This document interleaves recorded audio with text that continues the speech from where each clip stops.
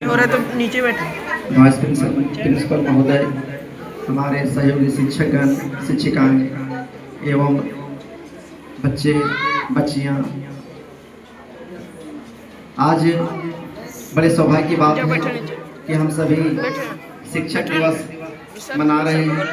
और आज का दिन बहुत दिन है, क्योंकि आज ही के दिन तुम बैठल था यहाँ। डॉक्टर सर्वपल्ली राधाकृष्णन जी का जन्म हुआ था और जो हमारे देश के पुनः राष्ट्रपति बने और उनका जीवन एक शिक्षक के रूप में सार्वजनिक रूप से समाज के सामने आया।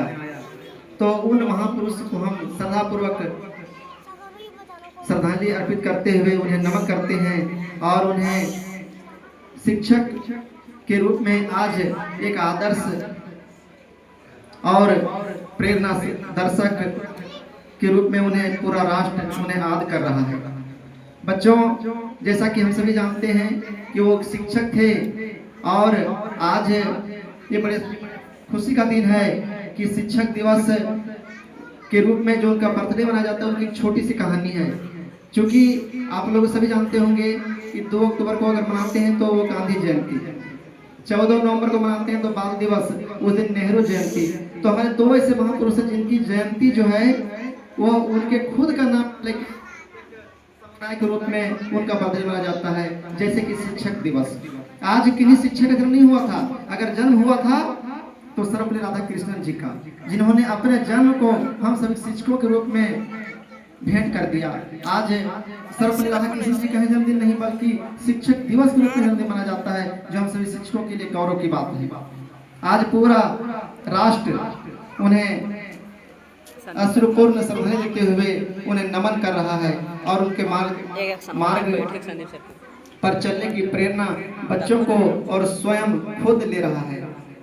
तो बच्चों, जैसा कि हम सभी जानते हैं, एक श्लोक है, गुरुर ब्रह्मा गुरुर विष्णु गुरुर्देव महेश्वर गुरु साक्षात परम ब्रह्म तस्मै श्री गुरुवे नमः। अर्थात देवताओं से भी बड़ा पद गुरु का बखान किया गया, शास्त्रों में इसका वर्णन है। एक दोहा आप लोग सुने होंगे, कहा गया उसमें,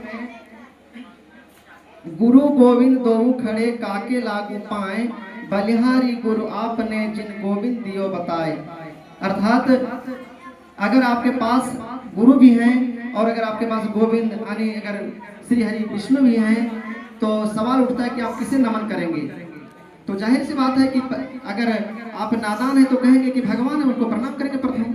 लेकिन भगवान नहीं, हमारे कबीर जी कहते हैं कि नहीं, अगर गुरु ना होते तो मुझे ज्ञान नहीं होता और ज्ञान नहीं होता तो भगवान को पहचान नहीं होता। और जब भगवान की पहचान नहीं होती तो फिर हम कैसे समझते कि हमारे भगवान हैं। तब हम, इसलिए उन्होंने आदर्श रूप में सर्वप्रथम गुरु की महिमा को बखान किया है। तो बच्चों, गुरु बिना ज्ञान नहीं होता है, गुरु बिना ज्ञान नहीं होता है और गुरु के बिना सच में ज्ञान नहीं होता है।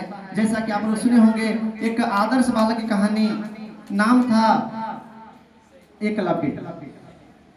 एकलव्य एक ऐसा बालक था जो कहा जाता है कि बिना गुरु के ज्ञान सीख गए, लेकिन जब उनकी असलियत पता चली तो पता चला कि उन्होंने गुरु की प्रतिमा बनाकर और उन्होंने बाण पर बाण चला चला के गुरु के प्रेरणा को प्राप्त करके और वह धनुर्धर बन गया था। जब उनके गुरु जी द्रोणाचार्य उनसे मिले, उन्हें पूछा कि आपके गुरु कौन है, इतने अच्छे धनुर्धर कैसे बने।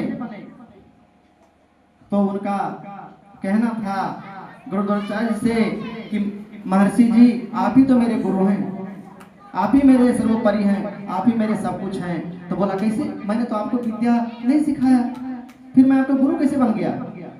तो बालक ने कहा कि महाराज जी, मैं आपके आश्रम में विद्या प्राप्त करने के लिए गया था, लेकिन आप तो धर्म संकट में थे, आपने मुझे पढ़ाने से मना कर दिया। चूंकि मैं भील बालक था, मुझे आपके राजा महाराजाओं के बच्चों ने मुझे धुतकार के निकाल दिया कि आप मेरे साथ अब पढ़ नहीं सकते, क्योंकि हम लोग राजा महाराजा के पुत्र हैं, इसलिए मेरे साथ आप विद्या अध्ययन नहीं कर सकते। और मैं वहां से निकल गया और मैंने आपकी छवि को देखा, उनको निहारा, आपके छवि को मैंने बार बार निहारा और अब मैंने मन मस्तिष्क पर आपके छवि को मैं निहारते रहा और आज मैंने आपकी प्रतिमा को स्थापित करके, और देखिए आपकी प्रतिमा, उसने गुरु जी की प्रतिमा को स्थापित करके और बाण पर बाण चलाते चलाते इतना अभ्यास किया कि वो जो उनके शिष्य थे अर्जुन, उनसे भी अधिक धनुर्धर बन गए।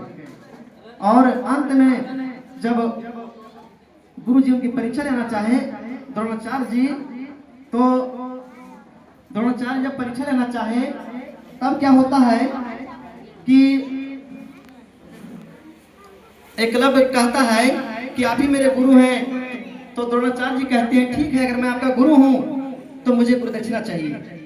एकलव्य कहते हैं कि गुरु जी आपके इस ज्ञान की बदौलत मैं इतना शिखर तक पहुंच गया हूं, अगर आप मेरा जान भी ले लेंगे तो मैं देने के लिए तैयार हूं। बोला नहीं बालक, मैं तेरा जान नहीं ले सकता, इतनी बड़ी परीक्षा मैं आपसे नहीं ले सकता।